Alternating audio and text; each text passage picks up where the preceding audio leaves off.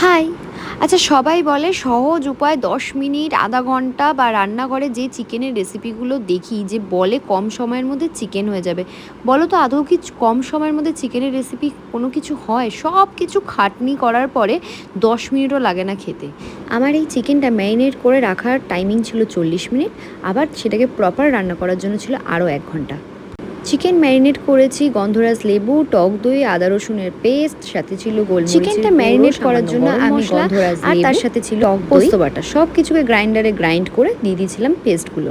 চিকেনটাকে ভালো করে মাখিয়ে ম্যারিনেট করে রেখেছিলাম, সাথে দিয়েছিলাম কাঁচা সর্ষের তেল ওপর থেকে, আর গন্ধরাজ লেবুর যে গ্রিন কালারের জেসটা সেটা দিয়ে আর কিছু গন্ধরাজ লেবু ছিলকা দিয়ে চিকেনটাকে মাখিয়ে ঢাকা দিয়ে রেখেছিলাম। আর ঘরেতে গোবিন্দভোগ বা বাসমতি চাল কোনোটাই ছিল না বলে সেদ্ধ চালটা খুব ভালো ছিল বলে আমি সেদ্ধ চাল দিয়ে পোলাও বানিয়েছিলাম।